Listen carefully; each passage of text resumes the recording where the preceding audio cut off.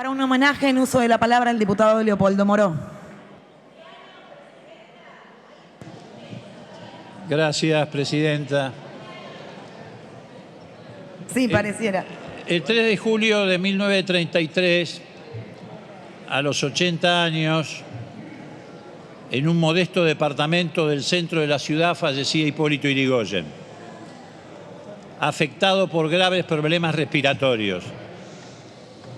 El martirio del primer caudillo popular del siglo XX y primer presidente elegido mediante el sufragio comenzó con su derrocamiento el 6 de septiembre de 1930. Sus verdugos lo encarcelaron en la isla de Martín García, donde con sus 78 años en aquellos tiempos a duras penas podía calefaccionarse con algo de leña. Fue acusado por un juez obsecuente de la dictadura militar de Uriburu de defraudación al Estado. Previamente, la Corte Suprema de aquel entonces, aplicando la doctrina de facto, había avalado el golpe de Estado, siguiendo el dictamen del procurador de la Corte, Horacio Rodríguez Larreta.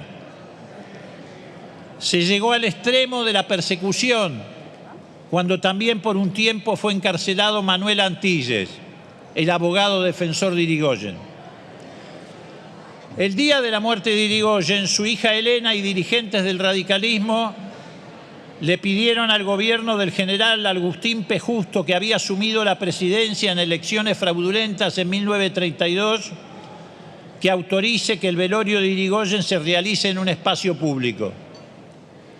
La juventud radical de esos tiempos reclama específicamente que sea la Plaza de Mayo. El gobierno dictatorial se niega. Pero a pesar de ello, cuando empieza a conocerse la noticia, miles y miles de ciudadanos se agolpan frente a la casa de Yrigoyen, donde eran velados sus restos. 3 días dura el duelo y finalmente Yrigoyen es trasladado a pulso por el pueblo, que se congrega con una muchedumbre pocas veces vistas en la ciudad de Buenos Aires.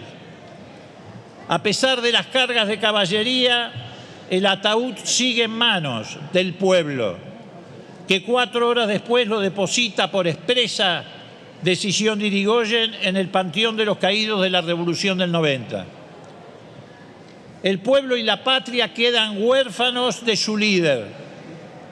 Se extiende la persecución y la represión, y centenares de dirigentes radicales del partido que ya había sido proscripto en ese entonces van a parar a los calabozos de la cárcel de Ushuaia o de la Penitenciaría Nacional.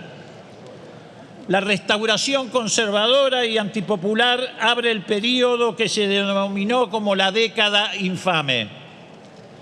Se firma lo que se conoció como el Pacto Roca-Rusiman,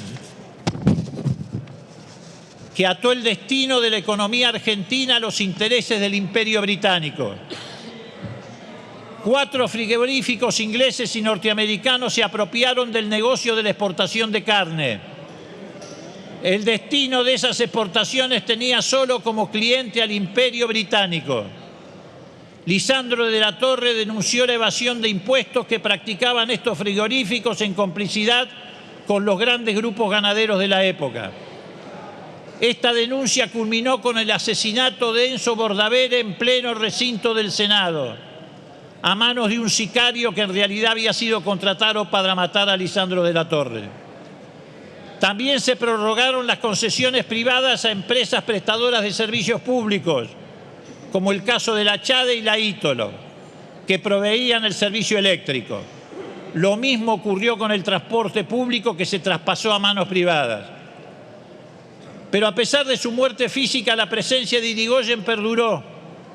La resistencia del pueblo se organizó detrás del sector yrigoyenista del radicalismo o de nuevas herramientas de lucha, como fue el caso de Forja, Fuerza de Orientación Radical de la Joven Argentina, que lideraban figuras como Arturo Jaureche, Homero Mansi y Luis de Lepiane, entre tantos otros.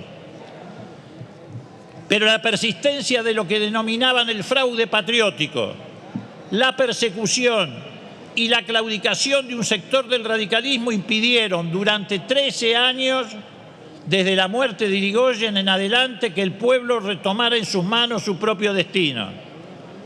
Esto recién volvió a ocurrir en 1946, cuando con el retorno de las elecciones libres se inicia una nueva etapa del movimiento nacional. Honramos a Irigoyen, que tuvo que crear YPF a través de un decreto, porque los conservadores con mayoría en el Senado le negaban una ley. Esa misma YPF, que recuperada por el gobierno de Cristina Kirchner, es hoy una de las empresas de mayores ganancias del país y puntal de un proyecto de desarrollo de nación en materia de autoabastecimiento e incremento de exportaciones energéticas como nunca antes hemos conocido. Honramos a un Irigoyen que alentó y protegió la reforma universitaria del 18, que no solamente abrió las altas casas de estudio a su cogobierno y a la libertad de cátedra, sino que se expandió por toda América Latina. Ya en aquel entonces la atracción del nivel académico y el prestigio de las universidades argentinas motivó la llegada de estudiantes de países hermanos de América Latina. Particularmente llegaban muchos peruanos que iban a la Universidad de La Plata o a Córdoba a completar sus estudios superiores cuando todavía no había gratuidad. Pero claro, estos datos son los que algunos ignorantes que circulan en la política argentina no solo desconocen, sino que deforman para justificar el intento de futuros arancelamientos o el desfinanciamiento de las universidades nacionales, como alguien ya lo intentó en el pasado y le costó en cuestión de días el Ministerio de Economía. En definitiva, honramos al Irigoyen, que mantuvo durante mucho tiempo unidas las mayorías populares para defender la democracia y los intereses de la patria. Gracias, presidenta. Gracias, diputado.